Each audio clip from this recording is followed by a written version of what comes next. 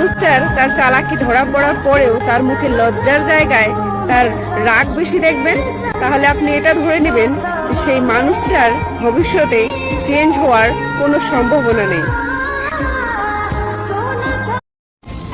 একজন পুরুষ মানুষ তার প্রিয় নারীকে সবসময় বাধা দেয়, এখানে যেও না, সেখানে যেও না, ওড়না ঠিক করে পড়ো।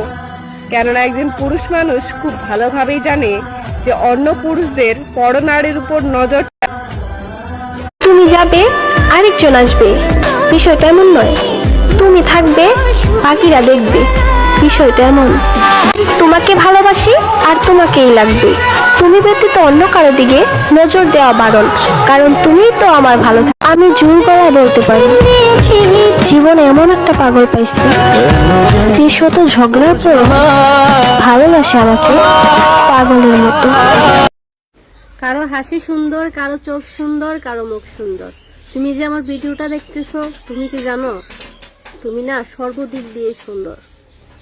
আমি যদি আপনার সাথে ভালো ব্যবহার করি, আপনি আমাকে দেখা মাত্রই বলবেন যে না, এই মেয়েটা ভালো। তো আসলে মানুষের আচরণ, স্বভাব, চরিত্র সবগুলো হচ্ছে নিজের কাছে। ছেলে বলতে খারাপ, মেয়ে বলতে খারাপ, বিষয়টা এমন না। আসলে হচ্ছে মানুষের চরিত্র। প্রতিটা মানুষের জীবনে কষ্ট আছে, কিন্তু আমার মনে হয় আপনি যে ভিডিওটা দেখতেছেন, আপনি ভালোই আছেন, আলহামদুলিল্লাহ বলেন। স্বামী তার স্ত্রীর অসুস্থতায় পাশে থাকে, তার স্ত্রীকে সেবা যত্ন করে, তার স্ত্রীর সাথে ভালো সম্পর্ক রাখে, সেই কিন্তু প্রকৃত স্বামী হতে পারে। একটা পুরুষ যখন কাজ থেকে আসে, হতে পারে আজকে কাজের জায়গায় কোনো গন্ডগোল হয়েছে, বা হতে পারে তার শরীরটা ভালো না, হতে পারে তার মনটা ভালো না।